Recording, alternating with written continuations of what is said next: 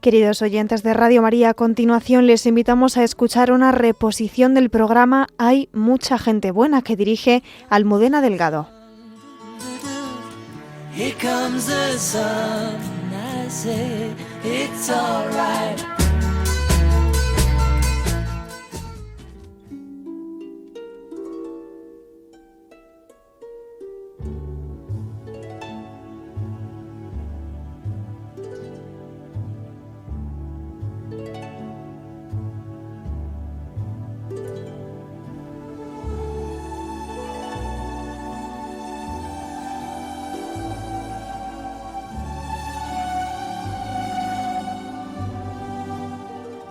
La mirada de fe del padre José María Olaizola ilumina cotidianamente las redes sociales con palabras que transmiten esperanza.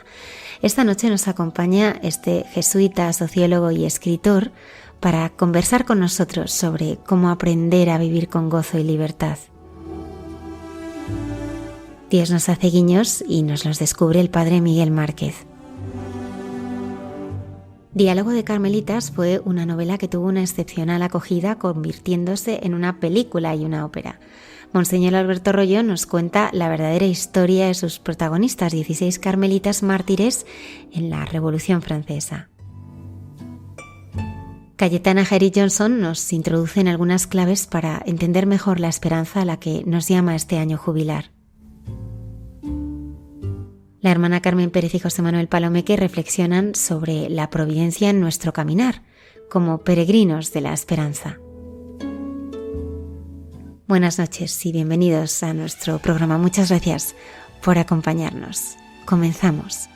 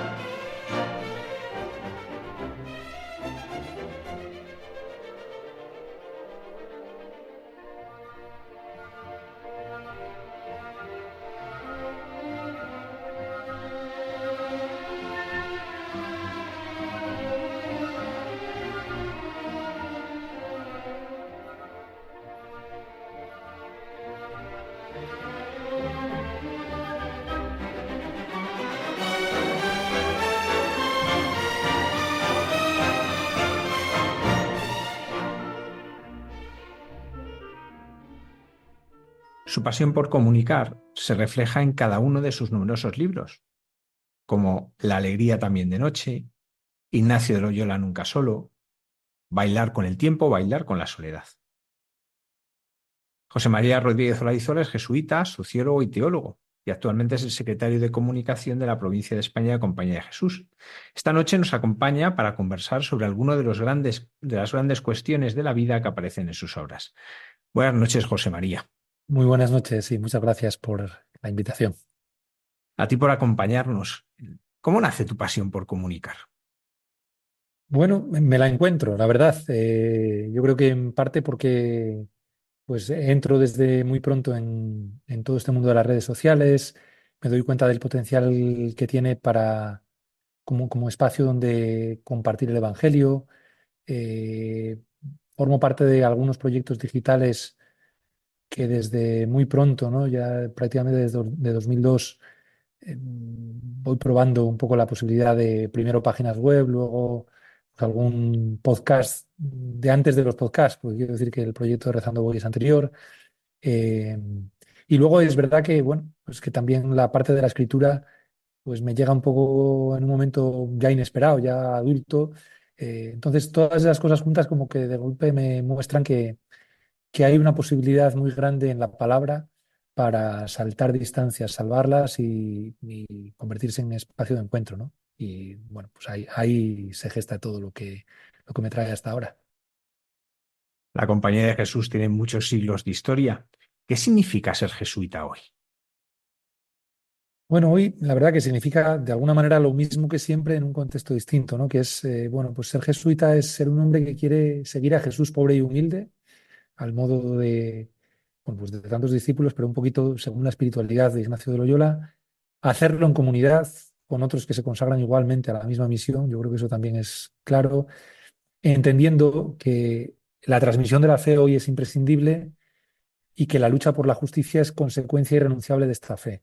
Y que ambos pilares, ¿no? Hay que hacerlo por una parte en diálogo con la cultura que te toca, es decir, sí, en el contexto, los signos de los tiempos, los lenguajes, las problemáticas contemporáneas, pues hay que de alguna manera dejar que te cuestionen. Y por otra, pues estando en las fronteras, que son los espacios donde las cosas están menos claras, de alguna forma, ¿no? Tú en tus muchas publicaciones en las redes sociales reflexionas sobre las grandes cuestiones que afectan a la vida. Bueno, a veces también de las pequeñas, ¿no? Pero generalmente son grandes cuestiones que están ahí: el amor, el tiempo, la soledad, el sentido, la relación con Dios y con los demás. ¿Cuál crees tú que de todas estas cosas u otras de las que tú hablas, cuál está más oscurecida y cómo podemos dar luz a esa realidad? O sea, la verdad que cada una tendría sus credenciales para mostrarse como la más oscurecida, pero probablemente de todas estas cuestiones, para mí la que hoy en día, por lo menos en nuestros contextos, ¿no? En el contexto de la sociedad occidental, de esta cultura secularizada, la más oscurecida es la relación con Dios, porque me parece que es muy incomprendida y que ciertamente para cualquiera no creyente, pues hay un salto ahí que le resulta incomprensible hasta la misma posibilidad. Pero a veces incluso para los creyentes, pues nos encontramos a veces con vivencias donde es más lo ritual, es más la costumbre, es más la inercia y es más una educación en valores que, que está bien, pero que eso no es el evangelio, o sea, no es suficiente y no es tanto el centro una relación personal, explícita, histórica, un poco con Dios, ¿no? Eso es muy difícil de expresarlo, ¿no? ¿Y cómo se puede iluminar? Bueno, pues creo que por una parte aprendiendo a traducir de qué estamos hablando. O sea, yo creo que de alguna manera hay que, sin tampoco, digo, yo creo que quitar a veces la aprensión de que, bueno, me están hablando de vivencias imposibles. No, no, si en el fondo estamos hablando de cosas que forman parte de la vida, ¿no? De la búsqueda del Espíritu de Dios, de la manera de interpretar cosas que nos pasan por dentro, de la manera de reaccionar a un evangelio que está ahí y todo eso, cómo se va convirtiendo en una relación, pues que se va trenzando en la propia historia, ¿no? Entonces, por una parte, traducir y por otra, yo creo que el propio testimonio. Yo creo que hoy en día lo que la Iglesia necesita son testigos, es decir, gente que cuente de una manera creíble pues aquello en lo que cree. José María, hablando de esto, ¿cómo ves tú cómo viven los jóvenes menores de 30 años su religiosidad, su relación con Dios? Porque sí aparecen como elementos que a priori parecen un poco novedosos en la moda, en la moda de vivirlo. Sí, de hecho yo creo que hay un elemento, por ejemplo, mucho más formal que hace 40 o 30 años, digo yo, desde luego de lo que yo recuerdo de mi época juvenil, pues ahora hay otros acentos, ¿no? Un acento que probablemente lo formal, lo identitario, es mucho más demandado, probablemente por la confusión que hay en un mundo que ha perdido muchísimo suelo sólido, ¿no? Entonces la gente necesita algo con lo que identificarse, algo a lo que aferrarse, algo con lo que sentirse más seguro. En ese sentido, yo creo que hay un valor en esto, ¿no? En el elemento formal como un elemento que te ayuda, que es camino. eh, lo que pasa es que hay que evitar que la forma se coma al fondo. Es decir, hay que evitar que la forma lo sea todo, ¿no? La forma tiene que ser camino para una vivencia profunda, personal y radical del Evangelio. Entonces yo creo que ahí hay bueno, la oportunidad, pero también el peligro en esta vivencia como mucho más formal. Vivimos momentos históricos de incertidumbre, ¿no? Un poco esas certidumbres, esas certezas sobre lo que se habían asentado en nuestra convivencia se tambalean. Estamos, pues, una guerra y constantemente se escuchan, por desgracia, los tambores de guerra. Pero no solamente en eso, hemos vivido una pandemia, es decir, situaciones que de repente hacen tambalearse. ¿Qué certezas nos pueden rescatar de vivir esta situación desde el desánimo o desde la desesperanza? Bueno, o sea, yo creo que bueno, para el que tiene fe, desde luego una certeza, aunque vaya trenzada de dudas, pero una certeza es el pensar, bueno, que hay un Dios mayor que todo esto que nos está pasando y que probablemente el Espíritu de Dios nos puede inspirar y guiar, ¿no? Pero incluso si hablamos desde un lenguaje que podamos compartir incluso con los no creyentes, yo diría que, para empezar, que hay mucho bien en torno. Es verdad que el foco se pone demasiadas veces en lo negativo, que parece que los titulares siempre son hacia lo estridente, hacia lo conflictivo, que las noticias que nos llegan son muchas veces ásperas, pero la realidad es, hay muchas noticias que no copan titulares y que sin embargo nos están hablando de amor concreto, real, aterrizado, de gente que cuida de otra gente. Yo creo que la gran ambición de muchas personas no son ambiciones egoístas y sin valores, ¿no? Sino que son pues la ambición de llevar vidas dignas, de llevar vidas en las cuales uno y los suyos pues puedan salir adelante. Creo que hay mucha creatividad, hay mucha belleza. Todo esto lo único que no tenemos tiempo para mirarlo, ¿no? Y de alguna forma necesitamos como hacer, o sea, iluminar esas dimensiones de la vida. Creo que, por ejemplo, el principio de la pandemia, el principio del confinamiento, que es que ya se nos ha olvidado, pero al principio del confinamiento, cuando decíamos aquello de saldremos mejor, y luego vimos que no, ¿no? Pero cuando decíamos, era porque de golpe habían saltado a primer plano pues las cosas importantes y se habían aparcado todas las que son superfluas, pero esas importantes estaban ahí, ¿no? El cariño, el cuidado, el respeto, la búsqueda del bien común, todas esas cosas. José María, en una sociedad que una de las cosas que más escuchamos y que más decimos a veces es no tengo tiempo, tú hablas de bailar con el tiempo, me parece muy sugerente, he buscado publicaciones en relación con el tiempo y ahí está tiempo de bailar, pero bailar con el tiempo, ¿por qué esta figura y qué quieres decir con ello? Bueno, pues mira, la verdad que la idea del baile, el concepto del baile, como que de alguna forma lo uso mucho. Lo usé primero en Bailar con la Soledad y me ha ido abriendo un poco la mirada a describir la vida entera como baile. Es decir, la vida es baile. La vida es un baile, es una buena imagen, ¿no? Porque bailamos con otros, bailamos solos, bailamos rápido, bailamos lento, bailamos con furia, bailamos para evadirnos, bailamos para encontrarnos, bailamos, o sea, me parece que es una imagen muy bonita, ¿no? Y el baile es algo que de alguna manera es amable. Yo creo que a veces hablamos mucho en términos, yo por ejemplo me rebelaba contra que siempre estemos hablando de la vida como lucha. Es que hay que luchar contra esto, hay que luchar contra esto. Chico, basta de drama, ¿no? O sea, es verdad que a veces hay que luchar, pero otras muchas veces pues lo que hay que hacer es vivir y danzar, ¿no? Y en ese sentido, entonces la imagen del baile a mí me parece como muy potente. Es más, es que pienso, y esto lo formulo también y ojalá algún día lo pueda formular más, ¿no? Que hasta la fe es un baile con Dios. O sea que, pero bueno, entonces el bailar con el tiempo es como una mirada a, yo creo que a nuestra historia. O sea, yo creo que de alguna forma lo que quiero decir es que, que saber vivir siempre en tres tiempos, el pasado, el presente y el futuro, y saber saltar entre esos tres tiempos y saber moverse con lo que toca en cada etapa, bueno, pues todo eso para mí tiene ese punto de baile. Nuestra sociedad parece que se quiere resistir al paso del tiempo, no se quiere envejecer. De hecho, se exalta la juventud incluso como un valor, cuando la juventud todos sabemos que es un periodo transitorio de la vida. ¿Cómo podemos superar esto y aprender a envejecer serenamente, a hacer las paces con el tiempo que transcurre?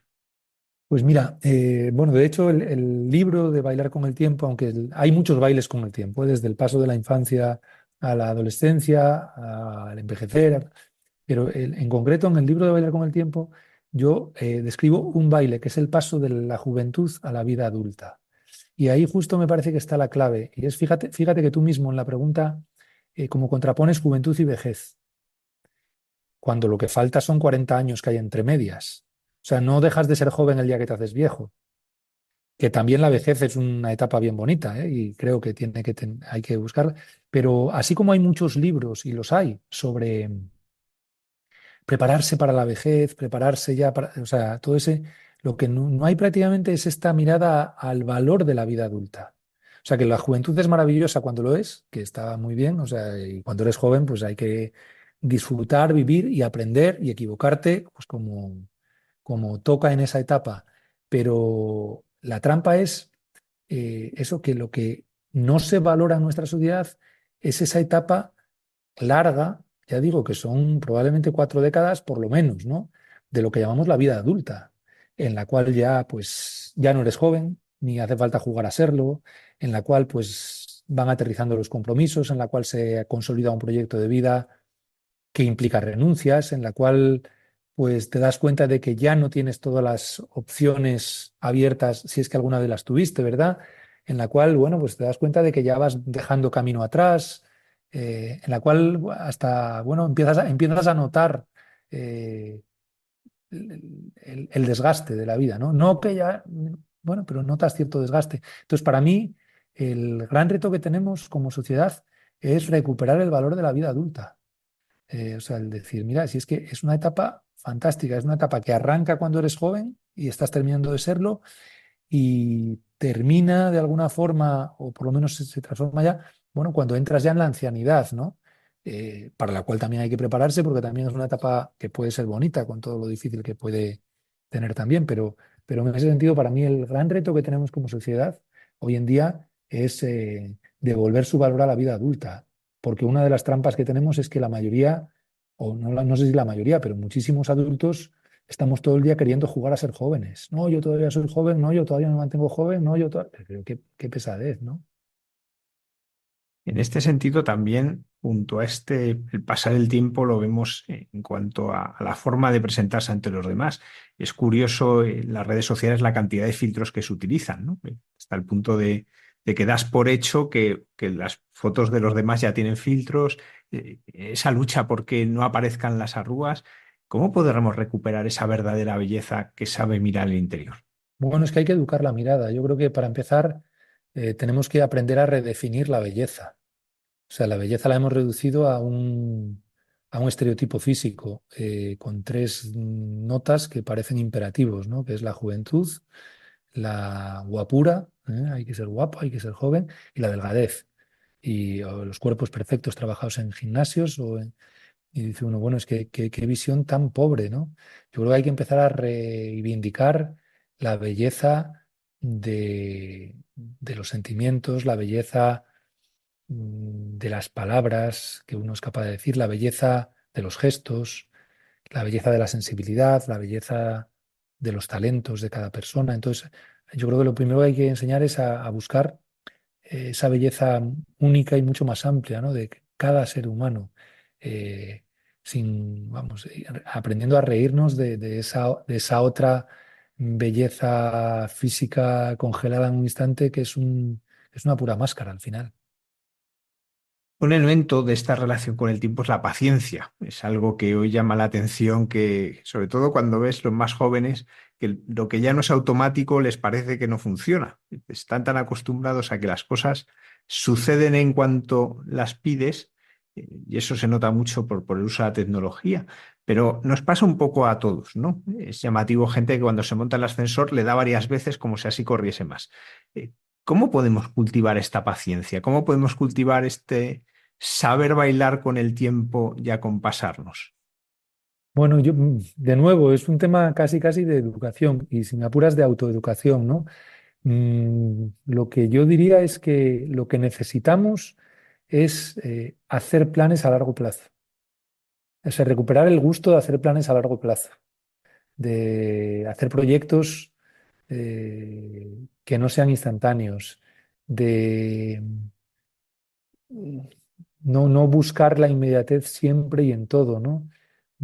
Claro, es verdad que en lo, digamos, en lo práctico vivimos en un mundo que cada vez hace más fácil la inmediatez. Es que para todo, para la comunicación, pues todo es inmediato. Para las compras, pues tú casi casi ahí puedes comprar online y tenerlo en unas horas, en muy poco tiempo, ¿no? Entonces, de alguna manera tenemos que recuperar facetas de la vida en las cuales puedas hacer planes y desear durante un tiempo, ¿no? Esperar. Entonces yo, bueno, pero eso es de alguna forma, eso hay que hacer el esfuerzo, claro. Otro de los temas que aparecen en tu obra es el compromiso. ¿El compromiso hay que verlo como una cadena que nos aprisiona o como un ancla que nos proporciona estabilidad? Desde luego no como una cadena, aunque mucha gente lo ve como una cadena y en parte por esto hay tanto descompromiso, ¿no? Tanto miedo a comprometerse porque mucha gente lo interpreta como miedo a adaptarse. Fíjate, justo el domingo, ¿no? En la homilía que era sobre el amor y permanecer en el amor, utilicé esta imagen, el decir, mira, o sea, el amor en el que tenemos que permanecer, uno de los rasgos que tiene es el compromiso. Y ese compromiso no es cadena, pero sí es lazo. Es decir, sí te vinculas, sí te, si me apuras, hasta te atas, no como una cadena, sino como, bueno, un vínculo, ¿verdad? Y en ese sentido sí me parece importante. Entonces, el compromiso lo que tiene es ese punto, si quieres, hay imágenes, claro, la de la cadena es terrible, porque, claro, vivirse encadenado, pues es estar preso, de alguna forma. Pero yo creo que hay otras imágenes que definen mejor el compromiso. Tú hablas del ancla, te digo la raíz, echar raíz, ¿no? Pues en la vida hay un momento en el que hay que echar raíz.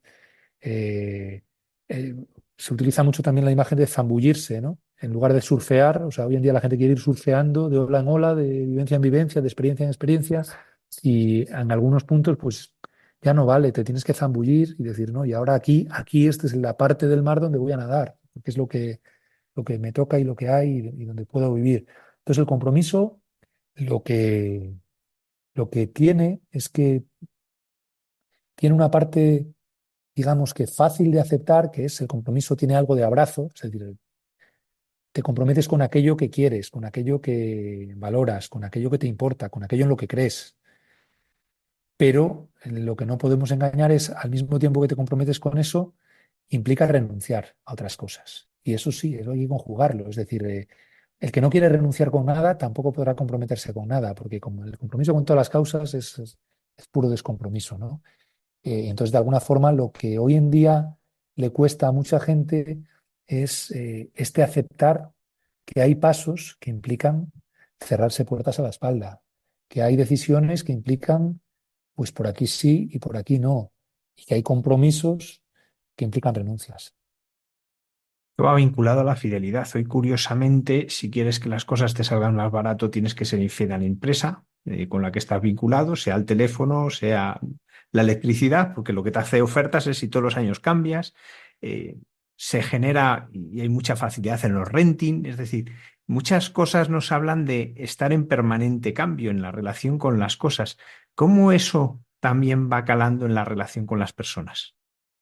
Pues yo creo que también va calando, es decir, que o sea, hay una dinámica que es la de la insatisfacción constante, que está claro, es muy propia de la sociedad de consumo, ¿no? Que es ahora quiero algo nuevo y ahora más barato y ahora mejor y ahora distinto y ahora... Entonces, eso, bueno, pues yo creo que para el mundo de ciertos consumos materiales, dentro de un orden se puede entender, ¿eh? O sea, y parte de nuestra sociedad está construida sobre eso. Es verdad que una cosa es el consumo y otra cosa es el consumismo desaforado que lleva pues, a unas dinámicas de depredación del medio ambiente bueno, y de insatisfacción constante. Pero además el gran problema para mí es que esto, aunque valga para algunas dimensiones de la vida, si vale o cuanto valga, no debería valer para todas. Y sin embargo, pues va contagiándose y va extendiéndose y va contaminando otras vivencias, ¿no? Y entonces nos vamos encontrando con gente, pues, por ejemplo, que es incapaz de disfrutar de una experiencia o de reposarla una vez que la ha vivido, porque en cuanto la termina es ¿y ahora qué? Y ahora algo distinto. Y además una especie de aburrimiento de lo ya vivido, o sea, lo que una demanda constante de novedad, ¿no? Y entonces, claro, esto se aplica, y claro, cuando esto se aplica a las relaciones personales, que también se termina aplicando a las relaciones personales, pues entonces hace que al final no hay manera de hacer proyectos sólidos. Por ejemplo, esto es muy cuestionador para opciones vocacionales de todo tipo, ¿no? O sea, de cómo te comprometes con algo, con alguien, eh, si no eres capaz de ser fiel, porque inmediatamente te atrae lo que no tienes o lo que has dejado atrás. Nos hablas de bailar con la soledad. Eso es muy provocativo, porque lo de bailar con el tiempo uno se imagina algunas cosas, pero ¿cómo bailar con la soledad? ¿Qué quieres decir con ello? Bueno, pues fíjate, conjugo dos cosas que de entrada, y por eso el uso de ese verbo, por eso empecé a hablar del baile en concreto, con bailar con la soledad. O sea, la soledad de alguna manera tiene muy mala prensa, ¿no? O sea, de entrada tiene mala prensa. Nadie quiere estar solo, el miedo a la soledad, hablamos de la epidemia de la soledad en la sociedad contemporánea. Bueno, de alguna forma, como que hay ahí una imagen muy peyorativa de la soledad, ¿no? Y sin embargo, o sea, mi tesis es, bueno, a ver, hay una soledad mordiente que nadie la queremos. Una soledad que implica, pues, es una sensación de abandono, de fracaso, de aislamiento, de echar de menos, bueno, pero, pero soledad es también algo necesario en la vida. O sea, también hay dosis o parcelas de soledad que no solo son inevitables, sino que son buenas. Es decir, hay dimensiones de la vida en las cuales pues, hay decisiones que solo puedes tomar tú, hay experiencias que tienes que procesar tú, hay, hay pasos que solo puedes dar tú. Es más, hay una soledad que a veces es buscada, ¿no? Hay momentos en los cuales necesitas tomar distancia de los otros, porque es bueno para ti y es bueno para los otros. Entonces, ¿qué es bailar con la soledad? Bailar con la soledad es encontrar de alguna manera la música que te permite, por una parte, no venirte abajo con la soledad mordiente, o sea, sabiendo que está ahí, pero que, bueno, pues que también hay que aprender a plantarle cara, que también hay que aprender, bueno, a no rendirse ante esas dimensiones. También hay que aprender a no hacer lecturas demasiado catastróficas de la propia vida, ¿no? Y a reconocer pues, que a veces hasta cuando parece que me siento solo, no lo estoy. Entonces ahí hay una parte. Y por otra parte es una música que me permite disfrutar de los momentos de soledad fecunda, que los hay también, ¿no? Entonces, la música para mí, claro, pues es, no digo, hay música en los otros, hay música en la sociedad y hay música en el Evangelio, que te permite un poco ponerle nombre a la soledad. Por ejemplo, yo una de las cosas que, cuando escribí el libro de Bailar con la soledad, una de las cosas que para mucha gente resultó muy sorprendente es, claro, yo hago una interpretación de muchísimos textos evangélicos en clave de soledad, que no se menciona en el Evangelio, pero está la soledad del hijo pródigo, está la soledad del buen samaritano, está la soledad del hombre herido, está la soledad de Marta frente a María, incomprendida en Betania, está la soledad de Pedro, o sea, hay muchas historias de soledad que de alguna manera no, y hay respuestas, ¿no?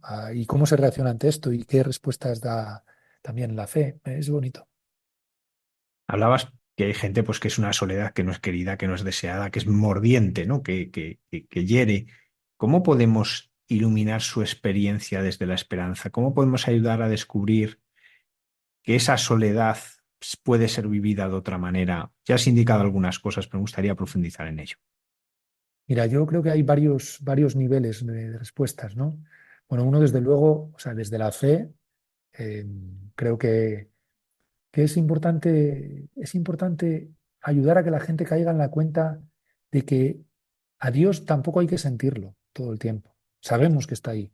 O sea, porque, claro, parte de la experiencia de la soledad o sea, no siento ni la cercanía de Dios, ¿no? O sea, me siento, pues hay una parte que es, pero es que no hace falta. O sea, fíjate esa escena del Evangelio cuando al resucitado la Magdalena se le echa encima, ¿no? Y dice, suéltame, tengo que irme. Es decir, no te hace falta tenerme aquí todo el tiempo. No te hace falta tenerme. Ya sabes que estoy. Y de alguna manera hay una parte que ese ya sabes, para mí es muy importante, es muy valioso el decir, si ya lo sé. O sea, si ya sé que no estoy solo, ya sé que hay ahí. Bueno, pero esto es desde la fe. Luego hay otros elementos, yo creo, comunitarios que son importantes, ¿no? Y es eh, los otros en la propia vida. O sea, a veces estarán lejos, pero están. Cuando la gente muchas veces dice es que no hay quien me quiere, es que nadie me quiere o falta amor en mi vida, cuando tú dialogas un poco a fondo con las personas que dicen esto, la mayoría de las veces no es verdad. O sea, quizá lo que están sintiendo es el dolor de una relación concreta que no está funcionando, de haciendo un duelo por un rechazo, bueno, que es verdad y que eso pues hay que procesarlo cuando llega, ¿no? Pero lo que ayuda es a ver, no, pero tú fíjate estas otras personas que siempre te han querido, que están ahí, o sea, o a las que tú quieres, o sea, que hay ahí. Y luego yo creo que el gran elemento un poco para la esperanza es aprender a conjugar los tres tiempos, es decir, el pasado, el presente y el futuro. Creo que nosotros demasiadas veces nos vivimos solo en tiempo presente. Y entonces, si el presente es radiante, pues fenomenal, pero si el presente es oscuro, sombrío, solitario, pues muerde, duele y te quedas como atascado en esta sensación de fracaso absoluto, ¿no? Pero yo creo que uno tiene que vivir como con un retrovisor que te ayuda a mirar para atrás, porque hay mucho equipaje que forma parte de la propia vida, pero al mismo tiempo que el retrovisor te ayuda a mirar para atrás, tú con los ojos, sí, de vez en cuando miras para atrás, pero en el fondo miras en el horizonte para adelante, ¿no? Y el futuro es el decir, bueno, pues si hay tanto por lo que luchar, por ejemplo, y una de las cosas que digo es, hay tanta gente a la que vas a conocer que todavía no has conocido, ¿no? Y que va a ser importante en tu vida y que va... Entonces, bueno, pues si ahora toca una etapa un poco más gris, pues no pasa nada. O sea, tu vida no es gris, solo a lo mejor una parte de este presente, ¿no? Y eso cambia todo. Esto que decías es verdad que uno descubre personas que se conjugan en pasado, o sea, siempre hablan de lo que ha pasado, y que están atrapadas en ese pasado, a veces de maneras, podríamos decir, hasta patológicas. También en sentido contrario, hay gente que vive en la angustia del futuro. ¿Cómo uno puede vivir ese equilibrio en el presente, que es ese mirar atrás sin quedarse atrapado y ese mirar adelante sin caer en la angustia? Mira, yo hace unos años, ya fue hace más, escribí otro libro que es Forjadores de Historias, donde dedicaba un capítulo justo a esto, a hablar de las enfermedades del tiempo, ¿no? Y las enfermedades del tiempo es, o sea, o sea, cómo nos ocurre justo esto de lo que estás hablando, ¿no? Que hay gente que convierte la nostalgia en una prisión. O sea, que de tanto mirar para atrás se olvida de mirar al hoy y de mirar adelante, ¿no? Y entonces queda siempre pues en la mirada añorante, en la mirada que idealiza un pasado que ya no está, en la mirada, o en la mirada herida, ¿no? Como lamiéndose las heridas de cosas que pasaron que no te puedes perdonar y que tal. Y al mismo tiempo, o sea, el puro presente, un carpe diem malentendido es igual una enfermedad o una mala forma de lidiar con el tiempo, porque el presente es importante, pero no lo es todo. Y cuando el futuro se vuelve un lugar de evasión, entonces uno se vuelve un diletante, ¿verdad? Que no, algún día, sí, ya mañana, algún día, pero ese día no llega nunca. Entonces, ¿cómo cómo se trabajan las historias? Yo diría es que hay que vivir en tres tiempos. O sea, hay que vivir en tres tiempos. O sea, uno tiene que estar como te dicen, mira, ahí el ejemplo del carnet de conducir, de cuando te vas a sacar el carnet de conducir, que te dicen, bueno, tú el día del examen tú, claro, no quites la vista a la carretera, pero de vez en cuando tienes que mirar al retrovisor porque lo van a notar y al mismo tiempo estar atento. Pues es que la vida es lo mismo. O sea, no te olvides de dónde vienes. De vez en cuando hay que detenerse y evaluar y pensar y recordar, pero no te olvides de a dónde vas. O sea, para qué estás haciendo las cosas que hay y tal. Y luego acuérdate digo, ponle nombre a las cosas de cada día, ¿no? Entonces, vivir en tres tiempos. Siguiendo con la soledad, y vista desde un punto de vista, vamos a decir, contrario, ¿no? En un mundo hiperconectado, en el que a través del móvil nos levantamos ya conectados con otros, que la apariencia es de estar siempre en una comunicación, que a veces es en comunicación con los demás. ¿Cómo encontrar esos espacios de la soledad? Pues en los que uno se encuentra con uno mismo, en primer lugar, y que se encuentra con Dios y de esa manera con los demás. ¿Cómo se puede hacer esos espacios de saber aislarse, en cierto sentido, y colocarse en esa soledad?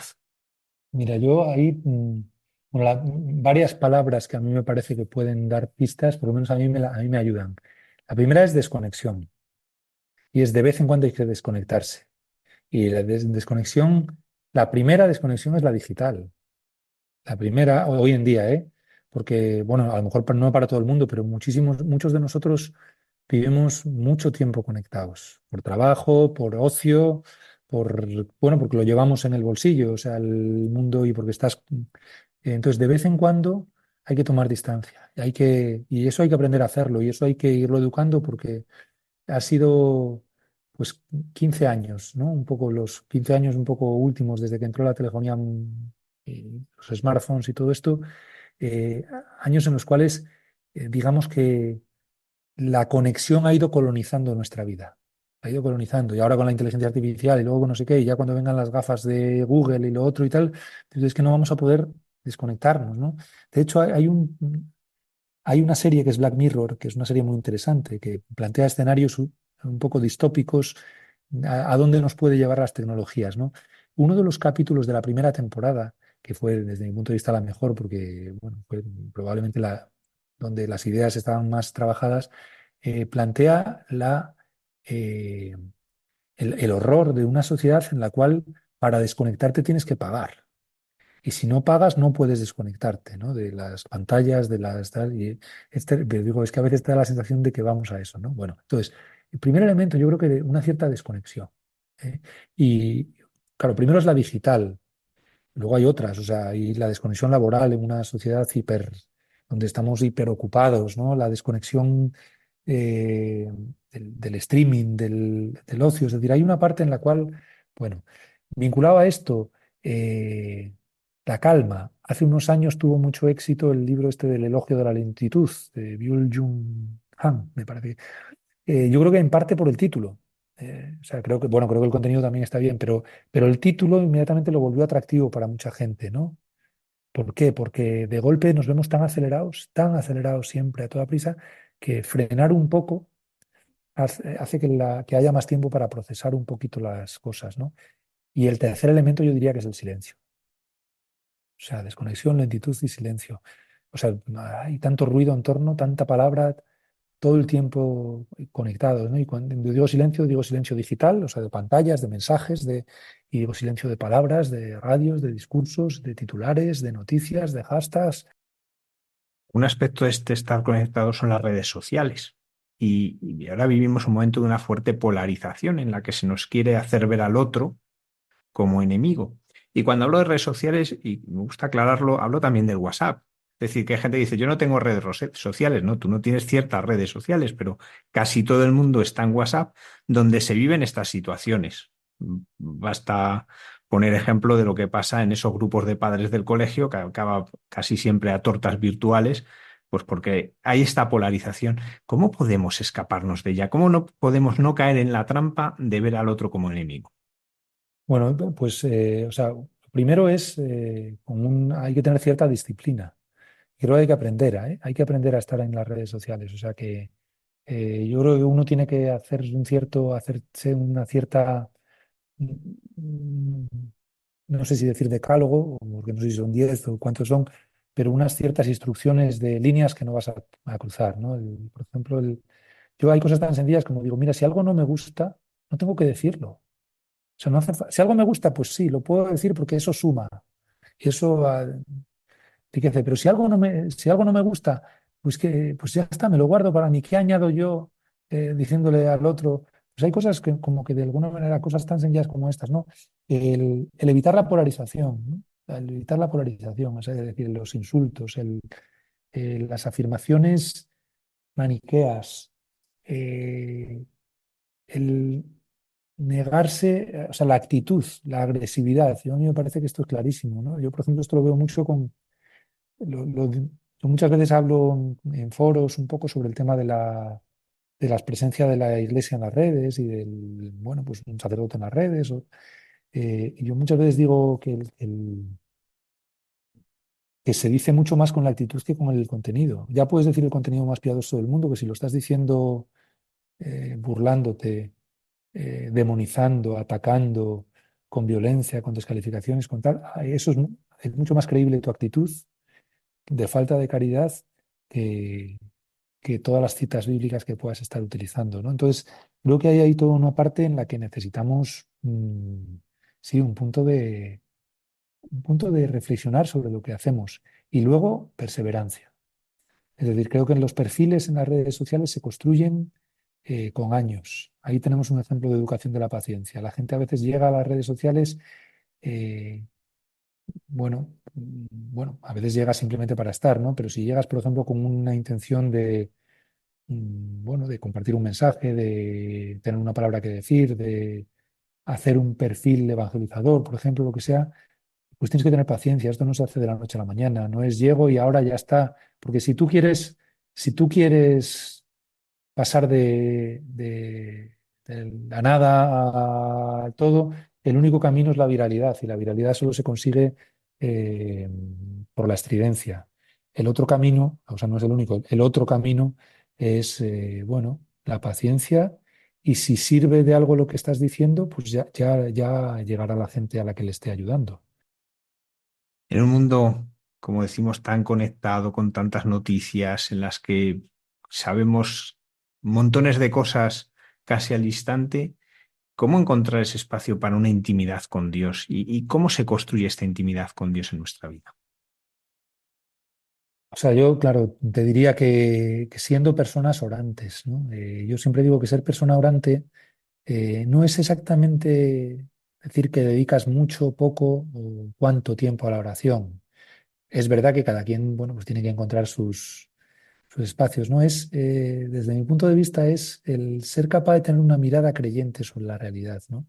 Que, que a veces pues requiere eso de momentos de puro silencio, de asomarte al Evangelio y tratar de escucharlo como algo que está hablando del mundo de hoy, y eso requiere tiempo y requiere posar y reposar, pero digo que a veces llega, o sea, yo creo que cuando digo ser una persona orante, yo este ejemplo lo he puesto más veces, ¿no? Y es, creo que hay que llegar a tener la posibilidad de, por ejemplo, ver un telediario, un noticiario en clave orante.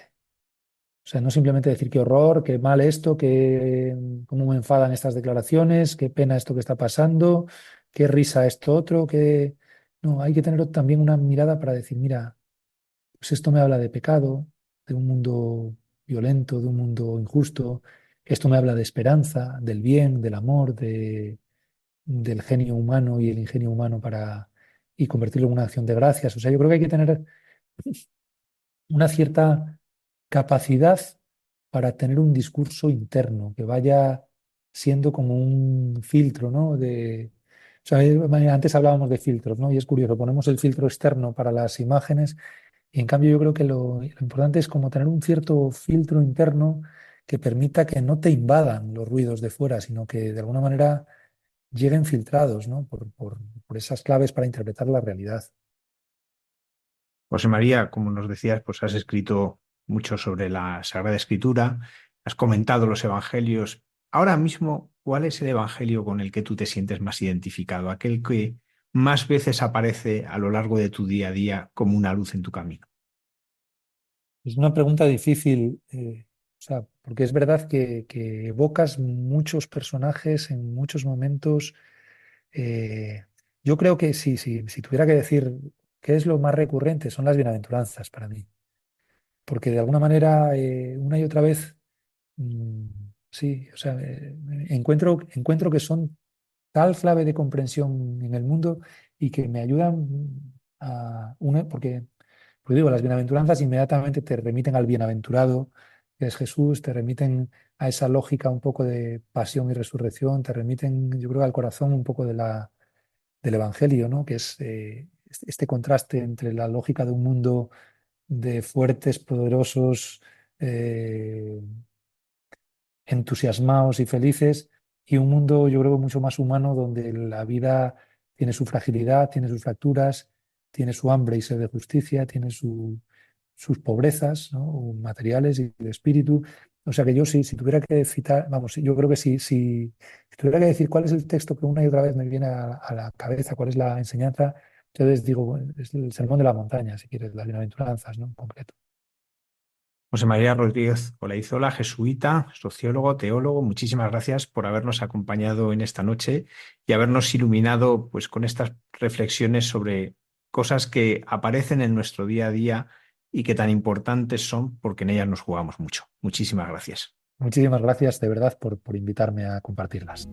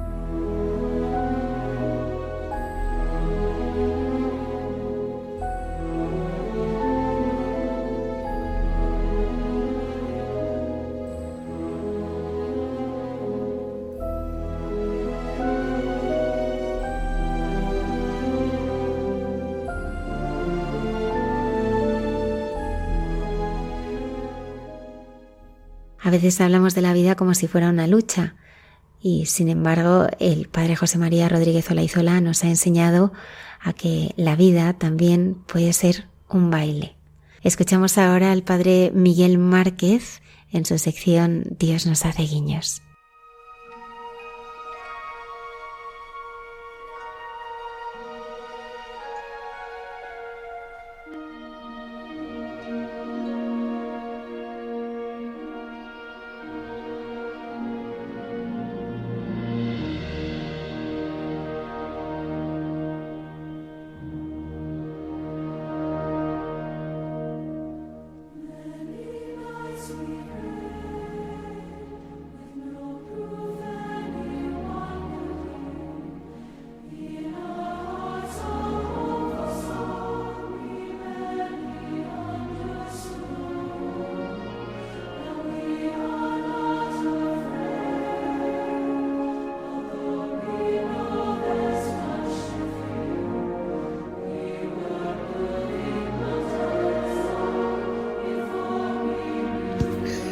Buenas noches a todos, espero que estéis bien, que después del tiempo de Navidad hayáis podido tener el reposo necesario, y si no ha sido reposo, como me ha pasado a mí, que no ha sido tanto reposo físico, ha sido reposo del alma, del corazón, que hayáis podido, como yo, estar con la familia, disfrutar de los hermanos, de los sobrinos, de la gente querida en estas fechas que son tan de familia.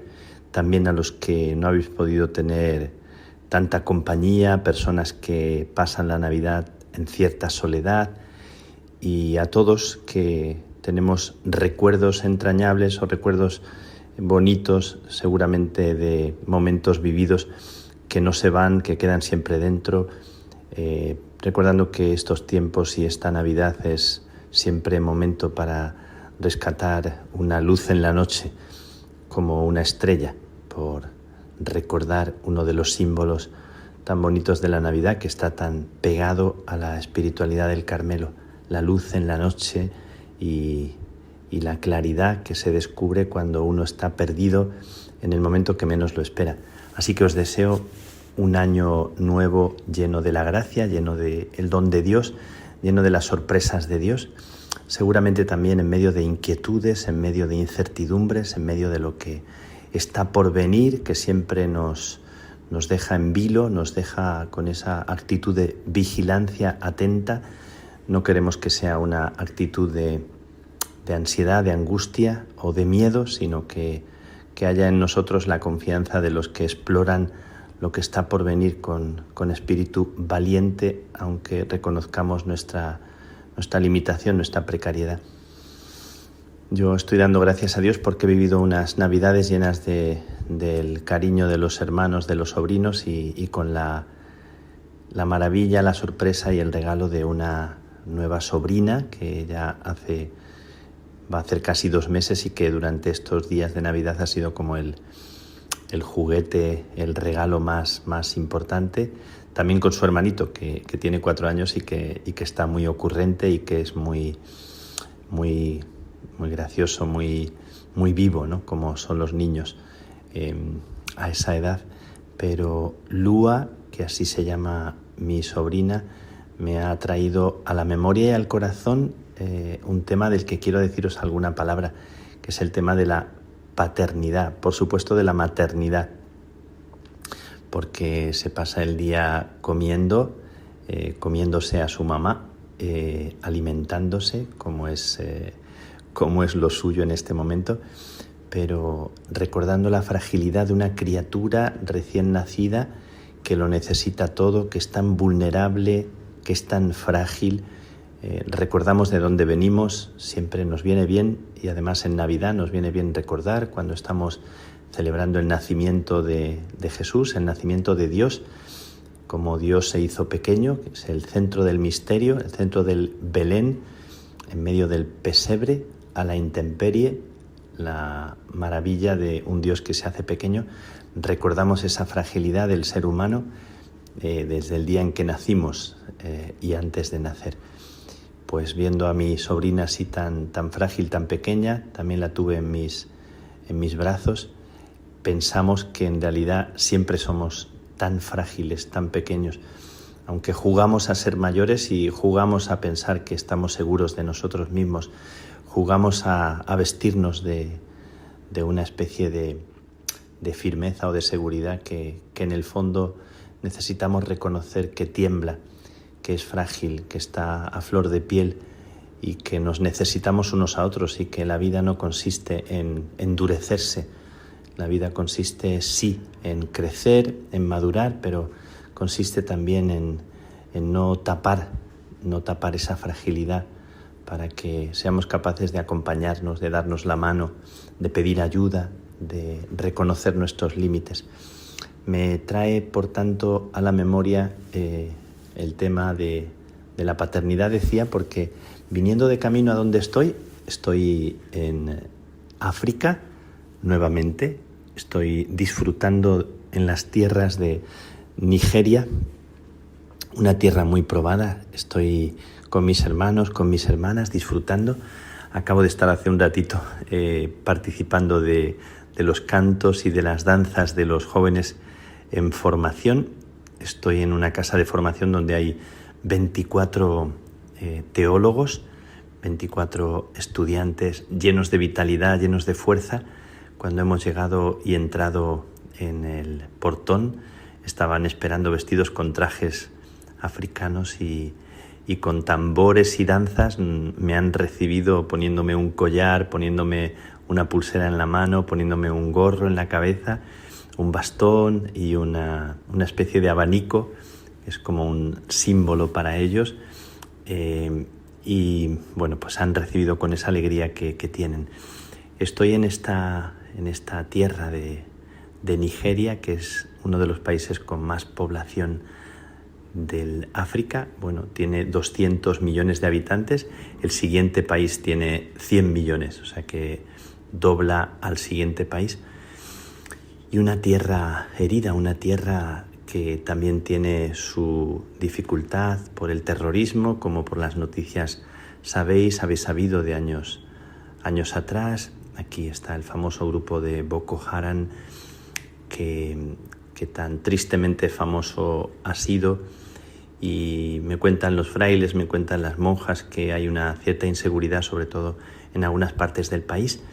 Me sobrecoge pensar que también estos hermanos míos de Nigeria están viviendo situaciones también de inseguridad, de límite, viviendo en medio de un país que tiene como la mitad más o menos de la población musulmana y la otra mitad cristiana, ¿no? Entre católicos, protestantes. Y me sobrecoge para orar por ellos y para acogerles, porque vengo para tocar su realidad, para bendecirles y dejarme bendecir. Me decía uno de ellos que le conmovía que yo dijera que venía a dejarme bendecir. La verdad que no es difícil dejarse bendecir por estas gentes, no es nada difícil. Y me contaba alguno de ellos, así sin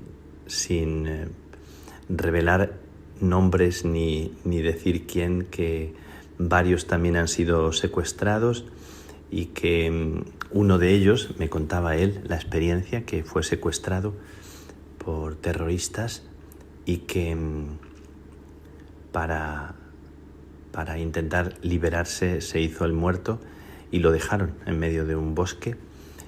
Durante horas estuvo así y haciéndose el muerto se salvó. Me lo contaba hoy mismo. Bueno, cuento esto para decir cómo hay situaciones de hermanos, de hermanas nuestros, de personas que están en determinados países que viven situaciones de mucha inseguridad y sin embargo no pierden la alegría, no pierden el entusiasmo, no pierden la fuerza para vivir. Aquí tenemos una realidad que está creciendo, que hermanos que crecen vocacionalmente, son ya cerca de 60 y aquí en la casa de formación hay 24 novicios, creo que son 10. Quiero con este motivo pensar la necesidad que tenemos de ser padres unos de otros, de acompañar, de alentar, de estar al lado, de ayudar a crecer, de sostener, de dar nombre a las personas, de hacerles sentir que son algo. He venido leyendo un libro en el avión que se titula La paternidad espiritual del sacerdote, un tesoro en vasos de barro, de Jacques Philippe. Me está encantando el libro, que habla de la necesidad de ser padres y de tener padres. Habla de los límites, también de las experiencias negativas, también de la crisis de la paternidad, del abuso de la paternidad, también de cómo hay experiencias tan negativas, también abusivas, y de cómo la experiencia preciosa, bonita de la paternidad, de encontrar un padre que nos acompaña, que nos pone límites, que nos corrige, que nos ilumina, que nos deja ser nosotros mismos, que nos pone en pie, que nos da nombre. Es una de las experiencias más ricas que podemos tener. Y me recordaba la carta del Papa Francisco, la carta en la cual el Papa habla de San José y que dice que todo ser humano, todo niño que viene a este mundo tiene algo original, inédito, que necesita un padre que le ayude a descubrir esa originalidad, esa realidad inédita que tiene y que lo ayude a ponerse en pie y que sepa desaparecer en cierto sentido, que sepa dejar libertad a la persona, no desaparecer, ¿verdad? Me refiero a que no se convierta él en alguien que invada el terreno, sino que sea capaz de sostener, de alentar y de ayudar a creer y a confiar en ti mismo. Me gusta mucho eso que dice el Papa, me gusta ese sentido de la paternidad. Y yo, intentando vivir esa paternidad, me acuerdo de cuando estuve en Ucrania, que con frailes también muy hechos y derechos, con frailes muy serios o muy barbados, ¿no?, que diría la santa.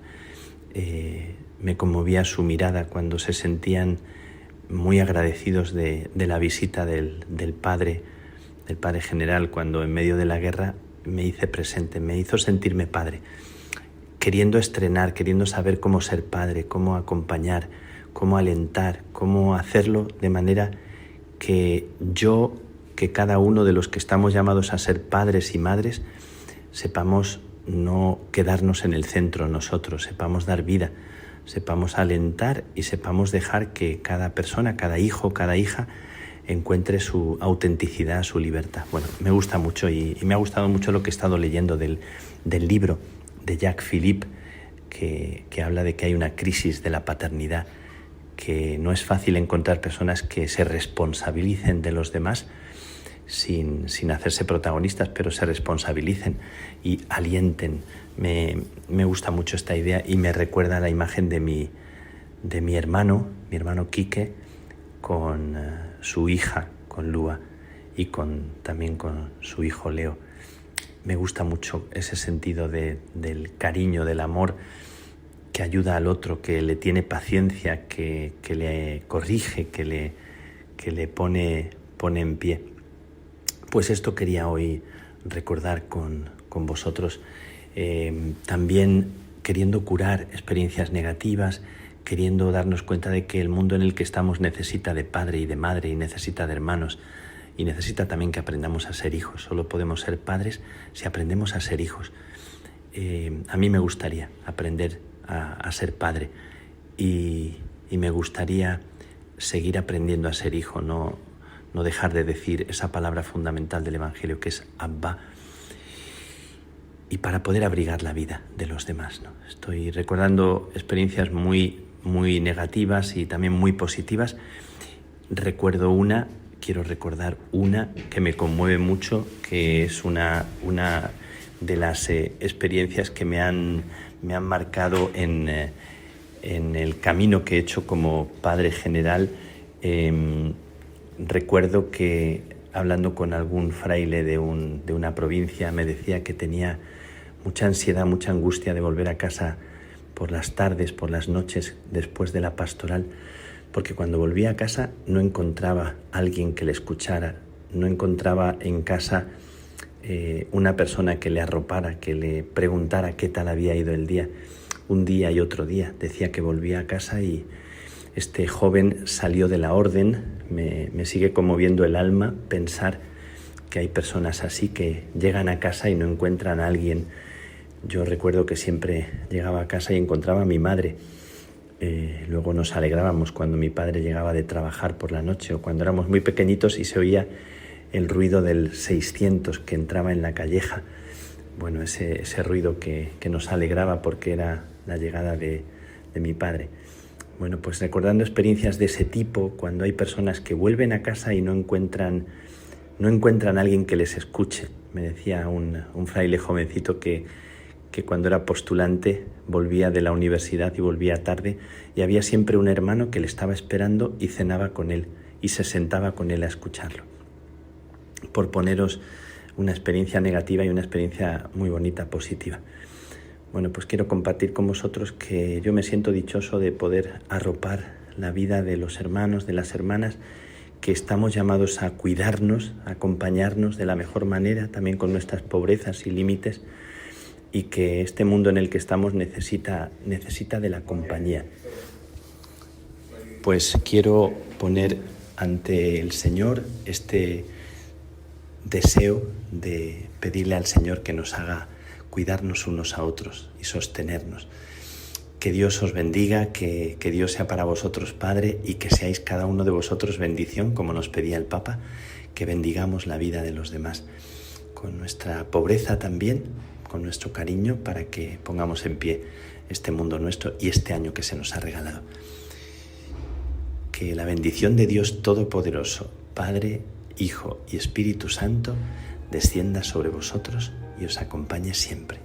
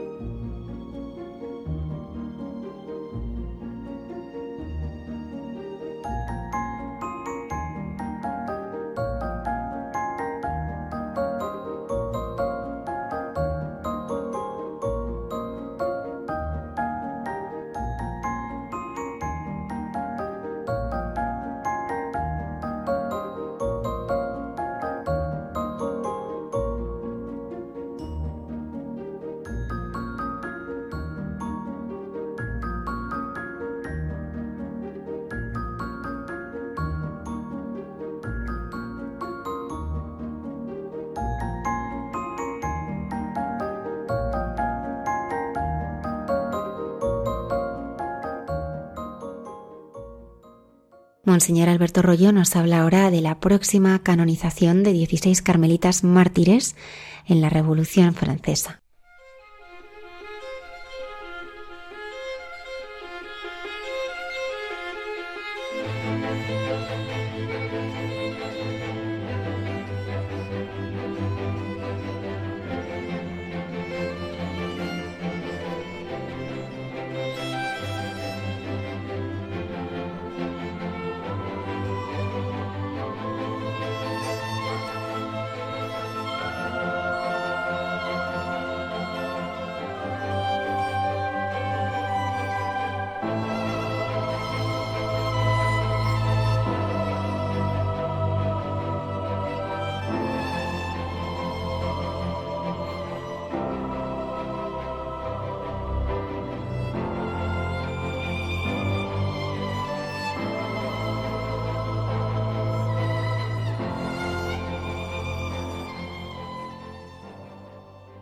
Muy buenas noches a todos los oyentes de Radio María.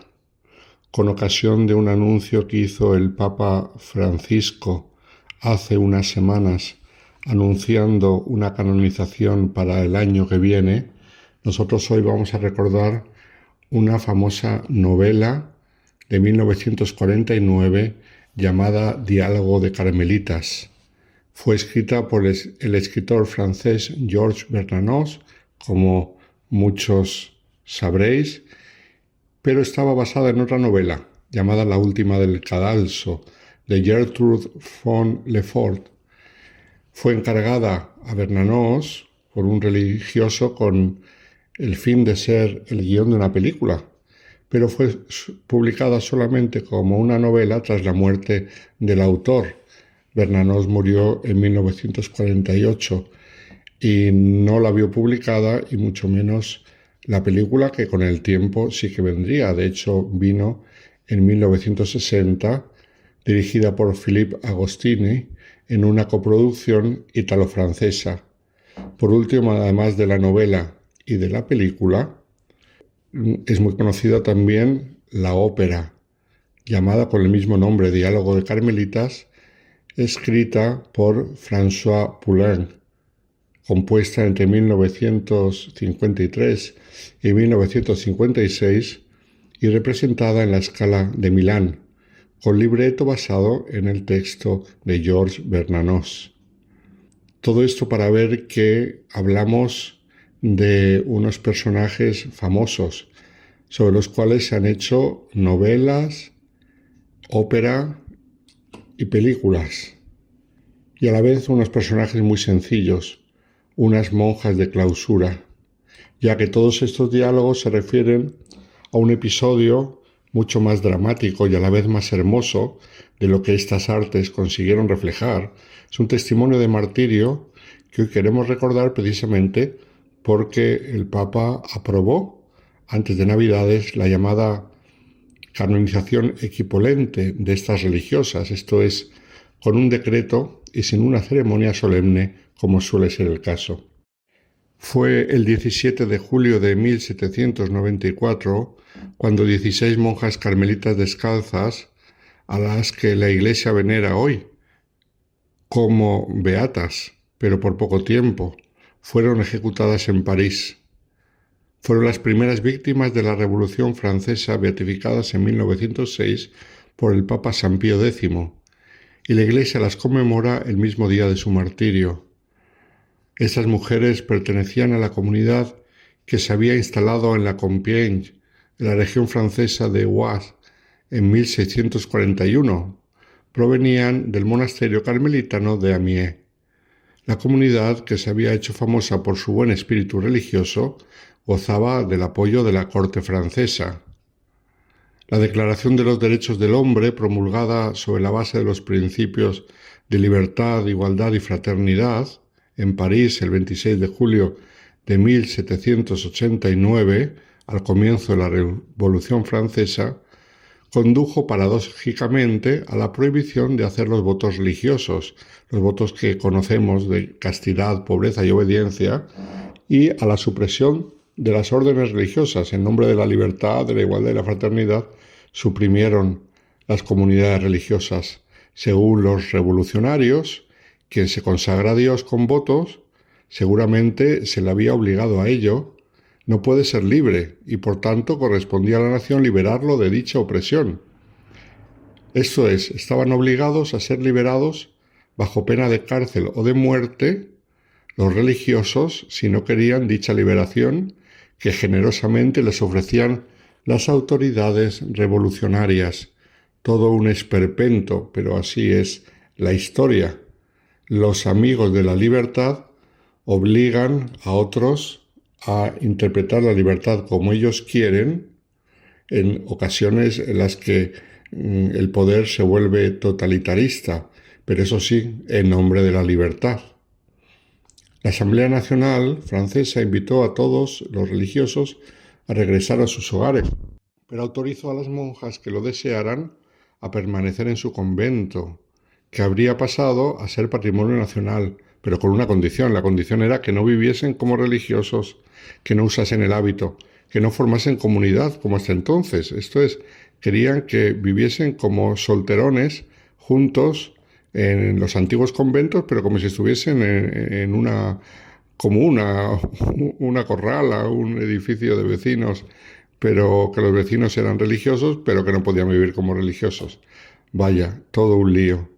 Las prioras de los 3 monasterios carmelitanos franceses, en nombre de las demás, enviaron su respuesta a la Asamblea Nacional y decían así: en la base de nuestros votos está la mayor libertad, la más perfecta igualdad reina en nuestras casas. Confesamos ante Dios que somos verdaderamente felices. La Asamblea Nacional, convencida de que las pobres religiosas no sabían lo que decían porque las habían comido el coco y porque habían llevado una vida de opresión por parte de la Iglesia, le respondió enviando una hueste de oficiales a las puertas de los monasterios para ofrecerse como libertadores. Los oficiales de la Revolución llegaron también al convento carmelitano de la Compiègne, donde vivían 16 monjas gobernadas por la priora Madre Teresa de San Agustín. Cuando estalló la Revolución se negaron a dejar el hábito monástico. Encontraron los oficiales del ejército en el convento, por lo tanto, 16 mujeres. Es verdad que la comunidad era mayor, pero en esos días faltaban 3 que estaban ausentes. Fueron convocadas, por lo tanto, estas 16 una a una para declarar, entre comillas, libremente que deseaban abandonar el monasterio. Un secretario anotó sus respuestas, por lo que su singular aventura está cuidadosamente documentada por los propios perseguidores. Es un documento histórico maravilloso que tenemos para probar y conocer bien lo que allí pasó. La priora declaró que quería vivir y morir en esta santa casa, todo esto literalmente, y la más anciana dijo, también literalmente: llevo 56 años de monja y me gustaría tener otros tantos para consagrarlos todos al Señor. Siempre según lo que registraron las autoridades, otra monja dijo: me hice monja hasta la saciedad y conservaré el hábito aunque me cueste sangre.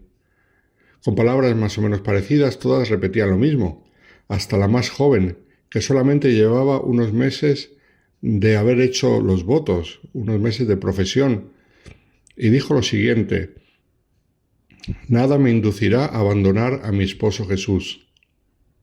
En realidad, de estas 16 habitantes de la casa en aquel momento, solo 14 eran religiosas en sentido estricto, 2 eran colaboradoras laicas, pero en aquella coyuntura declararon que ellas también querían compartir la misma suerte de las monjas. Por lo tanto, la tradición las ha considerado como 16 carmelitas. Mientras tanto, la revolución continuaba, queriendo separar el clero y a los católicos de Francia de Roma y del Papa, y por lo tanto comenzó la persecución más sangrienta contra aquellos que no estaban de acuerdo en jurar según los principios de la Constitución francesa, que proclamaba un estatuto propio para el clero francés que no tenía nada que ver con los dictados de Roma. Esto era porque Roma se veía como un poder extranjero que no podía dictar normas para ciudadanos franceses. En la Pascua de 1792, la priora de las Carmelitas de Compiègne propuso a sus hermanas ofrecerse con ella en holocausto para aplacar la ira de Dios y para que su paz sea restablecida en la Iglesia y en el Estado. Esto es lo que les pidió, según la espiritualidad muy difundida en aquella época, la del victimismo, la del ofrecerse, de la que posteriormente la Santa Sede tuvo que poner en guardia por la imagen de un Dios iracundo que fomentaba y que nada tiene que ver con lo que nos reveló Jesucristo. Esta espiritualidad del ofrecerse como víctima llegó a unos extremos que la Santa Sede tuvo que denunciar, pero ellas se ofrecían por el bien de Francia. Aparte de estas exageraciones, que no es el caso de estas religiosas, pero que hubo realmente, de por sí el ofrecimiento de uno mismo por la paz y la salvación de muchos es una idea plenamente cristiana y loable si se mantiene en su justo equilibrio. Volvemos al episodio de las Carmelitas en 1792. En una masacre que duró 3 días, fueron asesinadas nada menos que 1.600 personas en París, entre ellas 250 sacerdotes de la diócesis de París. La Asamblea Legislativa exigió a las antiguas monjas, por decreto del 15 de agosto de 1792, un juramento de fidelidad a la nación. Muchas de ellas se negaron decididamente, y entre ellas las Carmelitas de la Compiègne. Por lo tanto, días después, el 12 de septiembre, recibieron la orden de abandonar el monasterio, que fue inmediatamente requisado. Las monjas fueron obligadas a dejar su comunidad de toda la vida con la severa prohibición de llevar el hábito religioso y la obligación de volver a la vida civil. Pero ellas, rebeldes que fueron, santamente rebeldes, en vez de ir cada una por su cuenta, se dividieron y fueron a vivir en pequeños grupos, en 4 casas vecinas del mismo barrio, arreglándoselas para comunicarse entre ellas y observar en la medida de lo posible su regla de oración y trabajo, si bien preparadas para cualquier eventualidad. Y así durante algunos meses pudieron asistir a misa en la iglesia contigua al convento, entrando para no ser vistas por la pequeña puerta de un lado del edificio. Todavía se celebraba misa en la iglesia, pero no se permitía a las comunidades religiosas. Sin embargo, en el verano de 1793 la situación empeoró. Se desencadenó el llamado terror francés, auténtico estado de excepción jacobino. Fue un momento terrible de la historia de Francia, de sangre y de asesinatos. El 10 de junio de 1794 se promulgó una nueva ley represiva. Esta ley modificó el funcionamiento del Tribunal Revolucionario de París. En particular, eliminó varias garantías para los acusados, garantías como el derecho a llamar a testigos para defenderse o nombrar un abogado de oficio. Todo esto se eliminó y de hecho se negó la posibilidad de emitir cualquier veredicto que no fuera una sentencia de muerte o una absolución. No se podía mandar a la cárcel, o había que absolver o mandar a la muerte directamente. Una ley extremosa que fue considerada responsable del fuerte aumento del número de condenas durante el tiempo de su aplicación.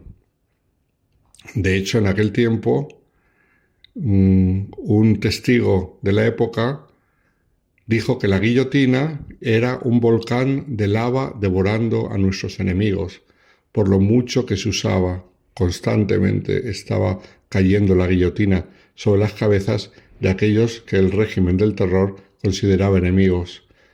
Funcionaba con un ritmo frenético la guillotina, usada también para sacerdotes, religiosos y fieles cristianos en gran número, bajo la acusación de fanatismo. Precisamente de fanatismo fueron acusadas las Carmelitas de la Compiègne, denunciadas por seguir viviendo como religiosas, aunque en pequeños grupos y de paisano. fueron detenidas. Para empeorar las cosas, se encontraron imágenes del Sagrado Corazón de Jesús en las casas donde vivían, y la corte vio en ellas aspectos conspirativos. La devoción al Sagrado Corazón, a pesar de las apariciones de pareilemonial, era poco conocida en Francia antes de la Revolución, aunque se había generalizado en los conventos. Por lo tanto, no es de extrañar que estas imágenes estuvieran en posesión de las monjas, pero al no ser muy conocidas, provocó mayores sospechas entre los jueces que tenían que juzgar a estas religiosas como algo que venía del extranjero, por lo tanto se las acusó de espionaje. El 13 de julio de 1794, la Madre Teresa de San Agustín y las demás hermanas, las tres que en el momento del arresto estaban fuera de la ciudad, se libraron de la muerte. Todas las demás, recordemos que eran 14 religiosas como tales y 2 laicas que quisieron unirse a ellas, llegaron a París y fueron recluidas en una cárcel que era destinada solamente a los condenados a muerte. Allí pudieron celebrar juntas, según lo permitían las circunstancias, el 16 de julio de 1794, la fiesta de Nuestra Señora del Carmen, y sin echarse para atrás para la ocasión, compusieron un nuevo himno a su patrona, la Virgen del Carmen, y lo hicieron con toda valentía, reescribiendo la Marsellesa con el sonido y la música de la Marsellesa, pero con una letra dedicada al Sagrado Corazón de Jesús, lo cual, como podemos imaginar, no agradó mucho a sus carceleros, que vieron confirmado el fanatismo de estas mujeres. Al día siguiente, 17 de julio de 1794, comparecieron ante el tribunal acusadas de rebelión, sedición y opresión del pueblo francés, cosas poco creíbles realmente para unas cuantas mujeres indefensas, monjas de clausura y por lo tanto encerradas entre 4 paredes. Ellas respondieron que no querían acusaciones genéricas, confundidas y mezcladas con la política. Cuando su acusador las llamó fanáticas, una de las acusadas dijo: ¿Quiere usted, ilustre ciudadano, explicarnos qué significa fanatismo? El acusador montó en cólera y replicó, esto según las actas, los documentos del proceso. Este replicó: es ese afecto a creencias pueriles, esa tonta práctica religiosa suya. Entonces, dicha religiosa, en nombre de todas, le dio las gracias y volviéndose a las demás dijo: habéis oído que nos condenan por el afecto que profesamos a nuestra santa religión. Solamente se citó un testigo, en el caso de las carmelitas, pero que no quiso comparecer. El escrito se imprimió antes del juicio y no tenían derecho a abogado, según la ley del momento, como hemos dicho antes. Sor María de la Encarnación indicó en su relato del martirio de las carmelitas que éstas se retractaron durante el proceso del juramento de libertad e igualdad que habían hecho meses antes por obligación. Este punto será retomado por varios historiadores que indicaron que la acusación citaba precisamente a la negativa de prestar el juramento. Lo habían hecho hace tiempo y se habían retractado al final. Y por lo tanto dice que ese fue el motivo de la condena. Eran las 6 de la tarde de aquel día cuando, condenadas a muerte, con las manos atadas a la espalda, subieron a 2 carros para ser conducidas a la guillotina. En medio de la multitud que se agolpaba a los lados de la carretera en su último viaje, cantaron la oración de completas, oración de la noche, como hacían en el monasterio cada día. Entre el asombro y el silencio, el pueblo escuchó la Salve Regina cantada por las monjas. Al pie del patíbulo, la priora pidió morir la última, para asistir a sus hermanas como una verdadera madre. En sus manos las monjas renovaron sus votos y besaron la medalla de Nuestra Señora del Carmen antes de morir. En ese momento la Madre Teresa entonó el Veni Creator Spiritus, mientras las más jóvenes subían primero al patíbulo. A medida que el himno continuaba entonándose Los cantos se hacían más tenues, sus cabezas fueron cayendo una a una bajo la cuchilla. La última en subir fue la priora. Los verdugos vinieron a buscar a la primera, Sor Constanza de Jesús, era la más joven de todas, una novicia. La joven hizo una genuflexión ante la Madre Superiora para pedirle permiso para morir. Luego podemos imaginar la cara de las autoridades libertarias cuando le pidió permiso para morir. Luego subió a los peldaños de la guillotina, entonando el Laudate Deum, el Salmo 116, y así fueron una tras otra. Se cuenta que cuando iban muriendo, uno de los comisarios de policía, al verlas caer, les dijo: «El pueblo no necesita siervos», mientras que las hermanas que esperaban su turno replicaron: «Pero sí necesita mártires, y este es un servicio que podemos asumir». Sus cuerpos fueron arrojados por la noche a una de las dos fosas comunes del antiguo cementerio parisino de los Sagrados Corazones. De las 3 monjas que habían sobrevivido por estar fuera, una de ellas, Sor María de la Encarnación, que ya hemos citado, es la que recogió los documentos en los archivos de la comunidad y se reunió con las monjas benedictinas inglesas de Cambrai, encarceladas junto con las carmelitas de la Compiègne, y ellas, estas benedictinas que habían compartido la cárcel, le contaron muchos detalles en la vida de la prisión de las carmelitas antes de morir. No pasaría ni un año de la ejecución antes que el acusador principal, el fiscal que las llevó a la condena, fuera él también condenado, y a 3 antiguos jueces, 6 jurados y otras 6 personas que habían colaborado con ellos en la ejecución de las carmelitas. En total, curiosamente, 16 que fueron guillotinados como las mismas carmelitas.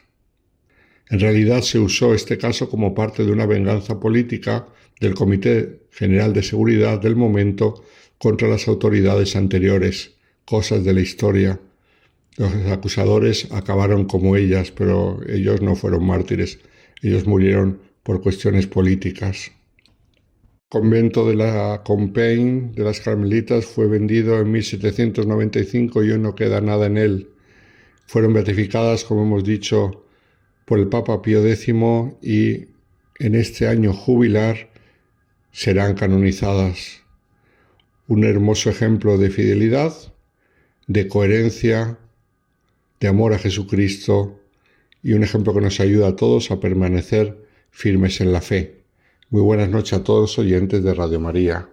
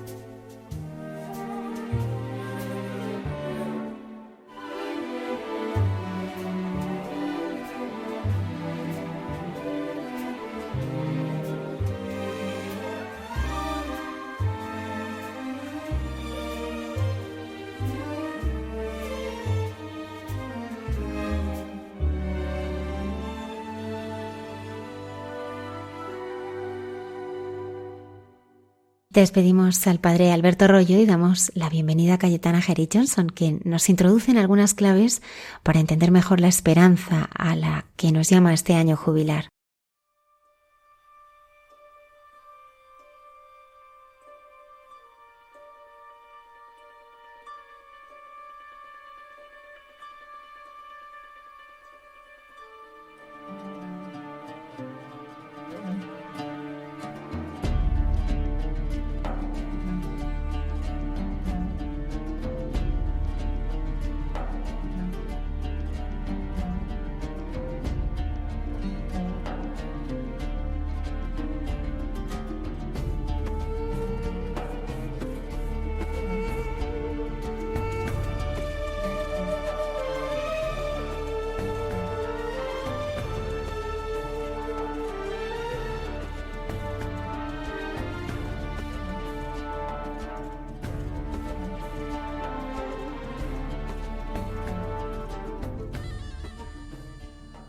Buenas noches de paz y bien, queridos amigos de esta sección llamada Jesús en su tierra de Radio María. Y especialmente pues os desea una felicísima y entrañable también año nuevo del 2025, que todavía tengo en mente el 2024, y sobre todo porque es un año caracterizado por la esperanza. No es que la esperanza sea patronímico de este año en particular, pero sí es altamente necesaria, sobre todo para los tiempos corrientes en los que vivimos, donde tenemos un bombardeo constante de información y no es casualidad, no es una cuestión baladí el que tengamos esta defensa a ultranza de lo que significa la esperanza, ¿no? De hecho, la esperanza suele brotar en lo que es el espíritu humano, pues gracias a los vaivenes que la historia nos está ofreciendo periódicamente a través de sus generaciones, y esta idea que nosotros llamamos esperanza pues también tiene las mismas connotaciones o los mismos sentidos a lo largo de toda la historia de la humanidad, insisto, y sobre todo con la idea de que siempre vendrán tiempos mejores, ¿no? Entonces esta noción ya la tenemos igualmente presente en la cultura de la India, en la cultura egipcia, igualmente la tenemos en la filosofía griega, ¿no? Del pensador Aristóteles, por ejemplo, que es lo primero que se me viene ahora a la cabeza, ¿no? Entonces, lo que entendemos por esperanza pues suele ser habitualmente una reacción habitual desde el punto de vista antropológico incluso, ¿no? En los tiempos que yo recuerdo, ¿no? Desde mis estudios y prácticas arqueológicas, pues sí observamos como el ser humano desde tiempos remotos, y nos podemos ir incluso hasta la protohistoria, donde las condiciones eran bastante más difíciles, el ser humano está cada vez más expuesto a las circunstancias agresivas de la naturaleza o del propio ser humano, ¿no? Que tiene también, por desgracia, pues una tendencia innata a la agresión, pues esto hace que vaya desarrollándose de una manera incluso hasta inconsciente un espíritu que siempre pues va a buscar tener un estado de ánimo positivo, ¿no? Que pueda resolver los conflictos y sobre todo resolver situaciones hartamente difíciles que en apariencia pues parecen que no se pueden subsanar o resolver. Por ello, desde el punto de vista del judaísmo, y esto porque Jesús era judío y su entorno y cultura, pues esto también hay que tener en cuenta estos códigos, ¿no? Que nos ofrece la reflexión filosófica, espiritual, y sobre todo porque el monoteísmo del judaísmo se caracteriza por estos altos códigos relacionados con la esperanza. En el judaísmo se identifica el concepto y lo que es la actitud de la esperanza con dos términos. Hay uno que es el que más se suele oír, que es la palabra tikva, y este también es el nombre del himno del Estado de Israel, ¿no? Hatikva. Es un tipo de esperanza que se identifica con lo que brota eternamente en el corazón humano, que es sinónimo de la capacidad natural de anticipar un futuro mejor. Os describo así esta definición porque con tikva, con esta esperanza, se refiere a todo anhelo de una prosperidad, de un avance, de la resolución de asuntos que están más ligados a lo que es nuestro quehacer cotidiano, de nuestro devenir en el día a día, y cualquier asunto que tengamos en el plano terrenal pues está referenciada con este, o por lo menos el anhelo de resolución está referenciándose con este término de tikva para solucionar el entuerto, el lío o el conflicto que se nos vaya a presentar desde el plano humano. Y de hecho este tema de tikva pues suele ocurrir cuando estamos en un momento crítico, en una tesitura, en una decisión difícil. Entonces pues uno procura serenarse, procura centrarse, y es ahí cuando paulatinamente y de esta manera espontánea pues va surgiendo lo que es esta esperanza, digamos,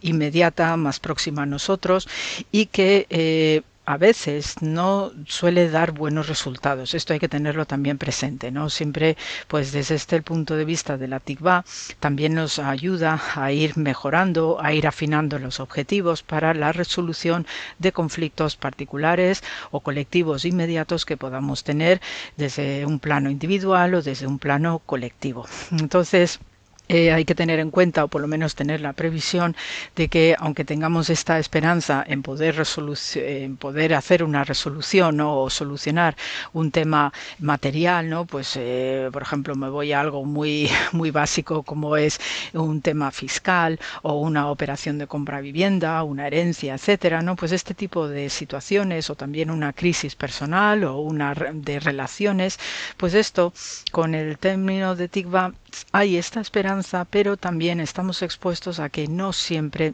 vaya a haber una resolución o una gratificación que vaya acorde con lo que aspiramos a través de esa esperanza, ¿no? Entonces, por ello, hay un nivel más importante o superior, no es que el otro sea menos, pero hay uno más importante y superior que se suele conocer con el término de Tohala, y este tema de Tohala pues lo podéis tener digamos representado en espíritu en el Salmo 130, por daros una referencia para que le interese. Es un salmo breve y que puede recitárselo pues para subir este tono de esperanza que está estrechamente ligado con el mesianismo, ¿ok? Este término de Tohala nos invita a lo que es la esperanza mesiánica, porque la creencia en la llegada de la era mesiánica pertenece a un tipo de esperanza que es altamente superior y que sí que se erige como en el pilar central de todo individuo por precisamente esta mayor gradación o mayor trascendencia que tiene lo que entendemos por esperanza. Porque precisamente cuando se tiene este tipo de anhelo, de esperanza superior a través de la Tohala, pues los judíos de todo el mundo esperan con ansia, ¿no?, la llegada de la era mesiánica, donde se van a cumplir los deseos en toda su plenitud de la humanidad para que haya paz y armonía en la tierra.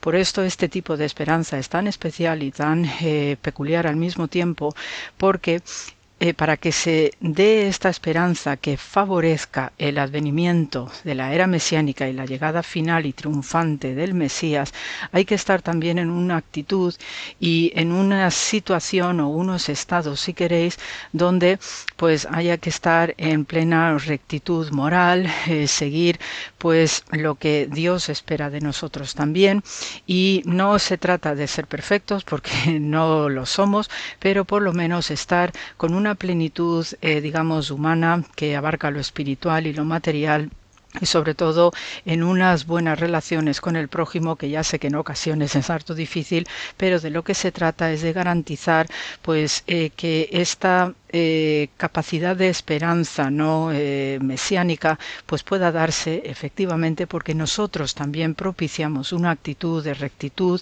de redención del mundo, porque esta esperanza mesiánica, el Tohala, pues es la que constituye un pilar de rectitud, con lo que a veces os he comentado en otros programas que está referenciándose con el concepto del justo, del sadik, que es el que pone orden en el mundo, pero desde la firmeza de unos cimientos. Entonces, cuando se produce esta esperanza de alto nivel, ¿no?, la Tohala, entonces de lo que se trata es que Dios haga volver a los cautivos que habitan cada uno de nosotros, no solamente el cautivo en un sentido penitenciario o penitencial, sino que cada uno de nosotros también se puede ver atrapado en unos anhelos, en unos deseos que al final nunca se satisfacen. Entonces de lo que se trata es de la emancipación y de la liberación de esas cuestiones que nos crea nuestra propia prisión moral y espiritual, intelectual, que va todo junto en el pensamiento antiguo,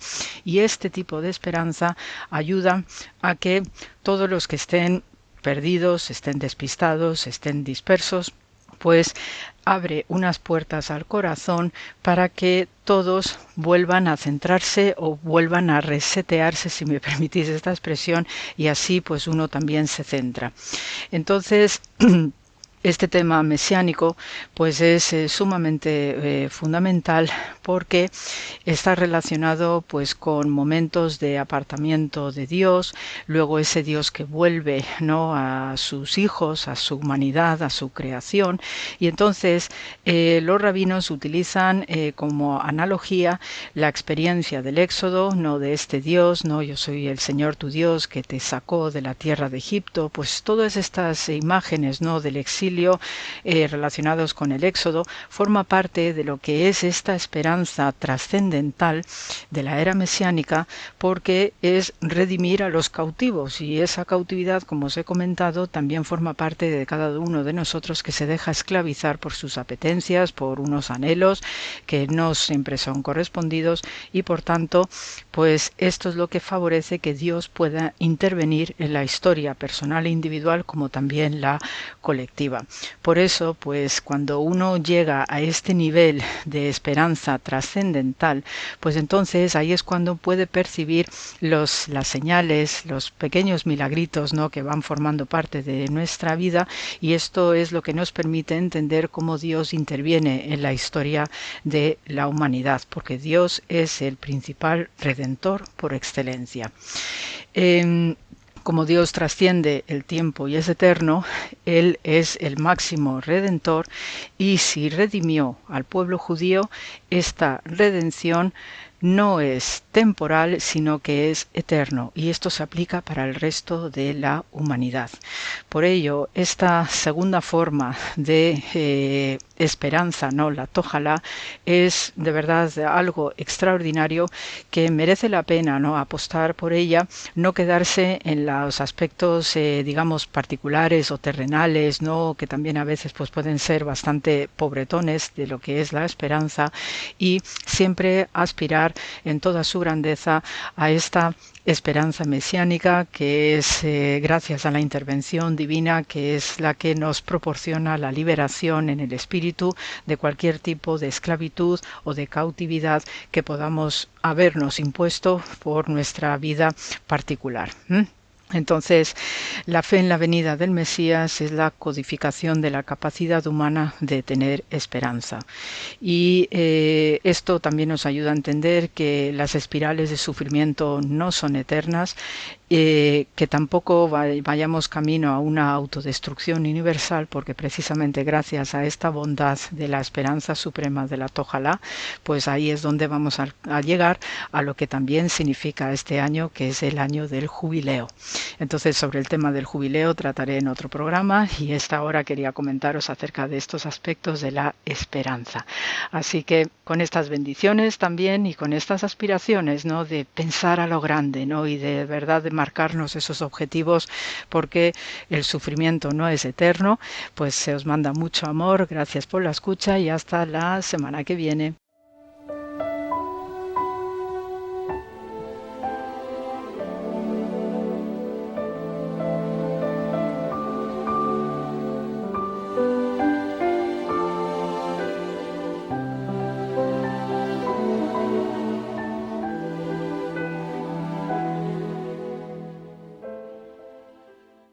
La hermana Carmen Pérez y José Manuel Palomeque dialogarán sobre la providencia en nuestro caminar.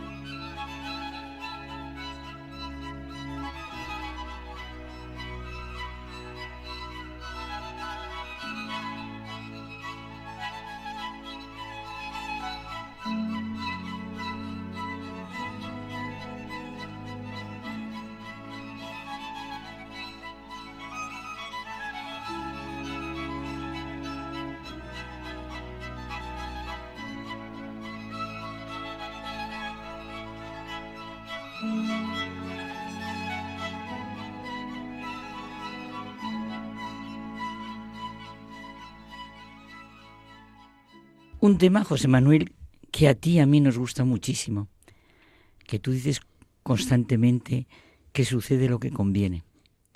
Sí, el tema de la providencia. La providencia reprograma. Pero es verdad que tú sabes que he vivido una experiencia con una familia numerosa, su vivir, su manera de actuar, no quiero dar detalles, de estar ante su situación, con todos los sufrimientos y dificultades que viven, la que ha provocado la inmensa realidad en mí de lo que es la providencia, la divina providencia, sin afectación de falsa religiosidad, sin raquíticos dualismos, sin palabrería hueca y vacía. Las palabras de San Pablo son un hecho, y sabemos que a los que aman a Dios, todo les ayuda a bien. He sentido lo que realmente es la fe y la confianza de esa familia en lo que acontece, la libertad humana, las respuestas que dan y siempre el amor de un padre que nos enseña a programar y reprogramar para que encontremos nuestro camino, nuestro auténtico destino. Una familia con esos 5 hijos. La providencia de Dios pone de manifiesto la grandísima importancia que Dios da al destino humano. Dios se encarnó, tomó nuestra humanidad en su Hijo Jesucristo, y en Él nuestro camino, nuestra verdad y nuestra vida nos mostró para qué hemos sido llamados a la vida. Jesucristo en el Evangelio nos lo hace sentir constantemente. No estéis agobiados por vuestra vida. Mirad los pájaros del cielo, las flores del campo. Vuestro Padre Celestial lo alimenta todo.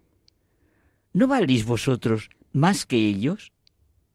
¿Quién de vosotros, a fuerza de agobiarse, podrá añadir 1 hora al tiempo de su vida? Si meditáramos todo esto. Sí. Leyendo a San Agustín, sentimos las palabras de Jesús sobre esta realidad que es la providencia de Dios. Nos dice, Jesucristo nos exhorta a orar precisamente a aquel que conoce nuestras necesidades antes de que se las expongamos.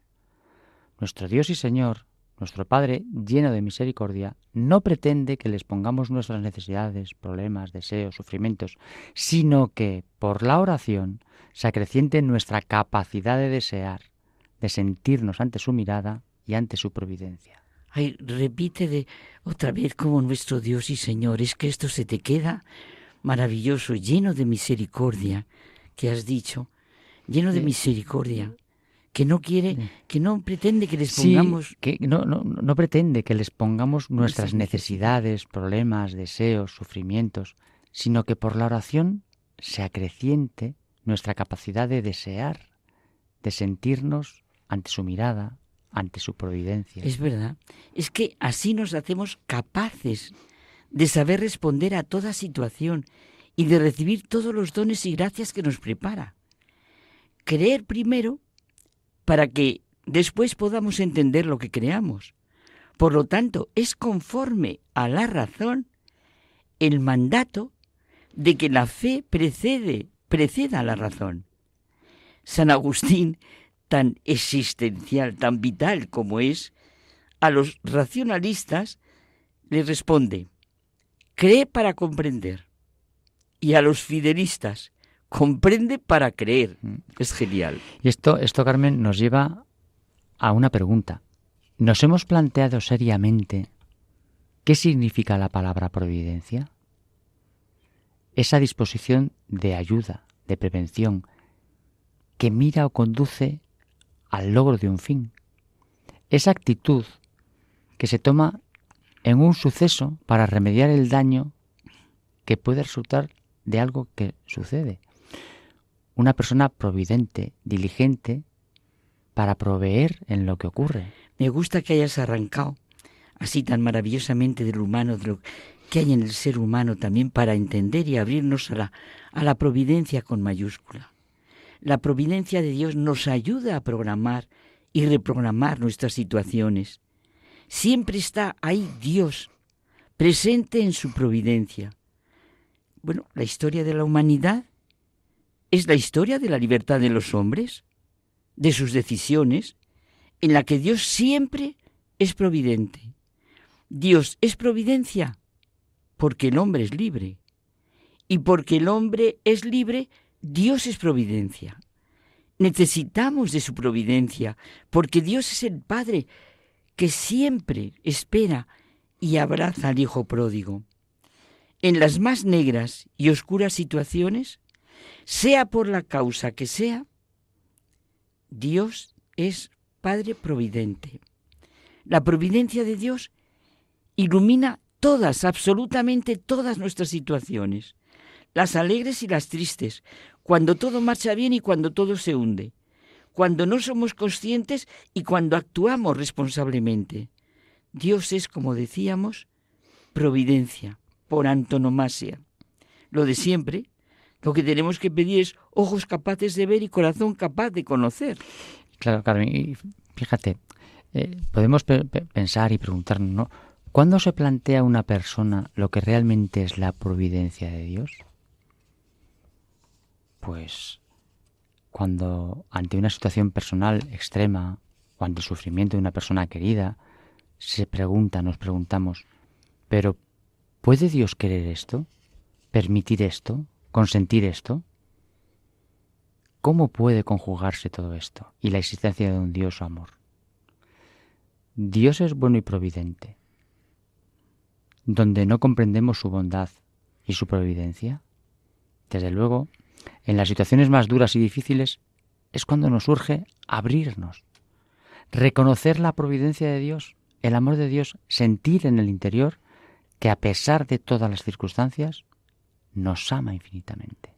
Y que nada de lo que nos pasa puede ser indiferente para Él, que nos cuida, qué imágenes tan bonitas, como a la niña de sus ojos, y tiene contados hasta los cabellos de nuestra cabeza. Esto nos lo dice Jesús. Esto es creer en la providencia de Dios, en el amor providente de Dios que nos creó libres para decidir y amar. No hay amor sin libertad. No hay adoración verdadera sin libertad.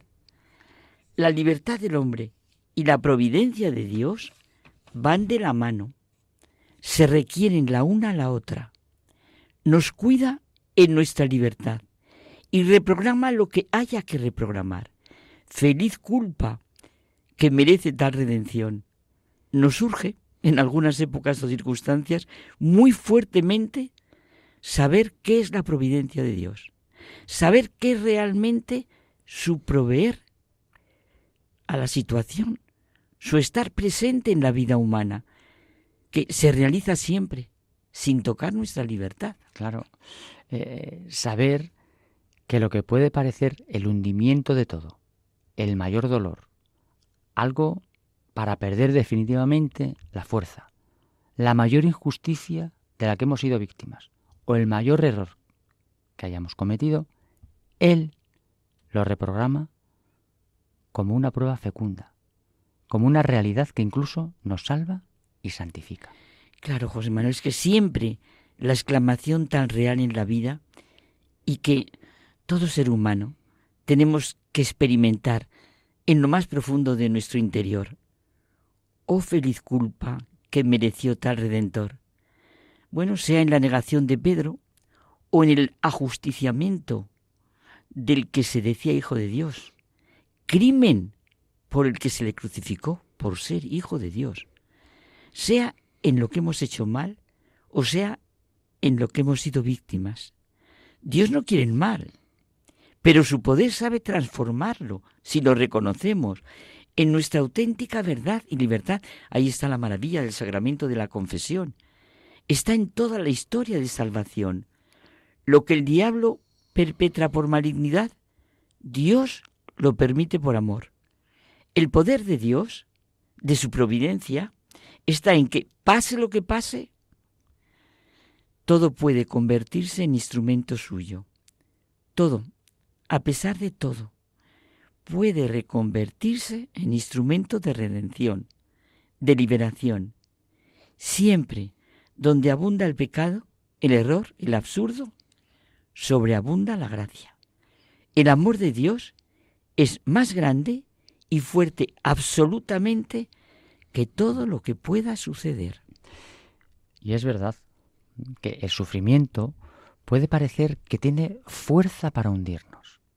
El ateísmo que nos rodea, nublar con una densa niebla el horizonte. Seducirnos las ideologías y promesas. Sentir la llamada de muchos dioses que quieren reclutarnos. O las voces agoreras de los que gritan la nada, el absurdo. Pero todo eso puede también ayudar a afirmar el suelo sobre el que caminamos, en el amor providente de Dios, y hacernos renacer. Sí, José Manuel, puede orientar y afinar nuestra vida, como se afina con el golpe de buril del artista el rostro en el mármol. En cada circunstancia, la providencia de Dios reprograma nuestra vida. Él es Padre Providente que está en el camino de la libertad de sus hijos. El Papa Francisco, durante un encuentro con los participantes en los capítulos generales de la rama masculina y femenina de los siervos pobres de la Divina Providencia, quiso destacar que la Divina Providencia no significa esperar que lluevan del cielo las soluciones a los problemas y los bienes que necesitamos, sino compartir lo que tenemos, una actitud de cuidado para contrarrestar la de la indiferencia y manifestar la ternura del rostro de Dios sin prejuicios ni exclusiones. Y ya para ir terminando, Carmen, tras el sentido auténtico de la providencia está nuestra respuesta libre y activa para renovar nuestra vida y nuestro entorno. Sí, la providencia programa y reprograma, se realiza en nuestro aquí y ahora.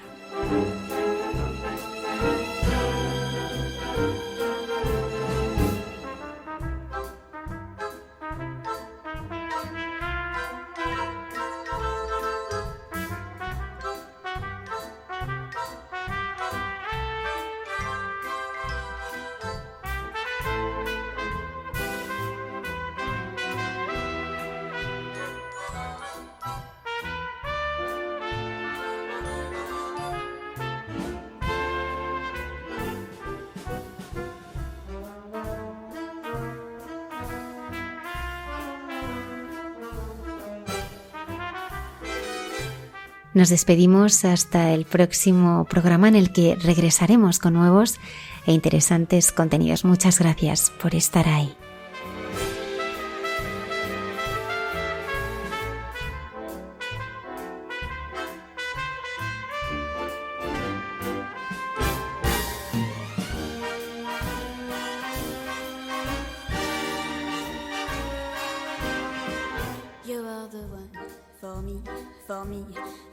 Formidable. You are my love, very, very, very, véritable. Et je voudrais pouvoir un jour enfin te le dire.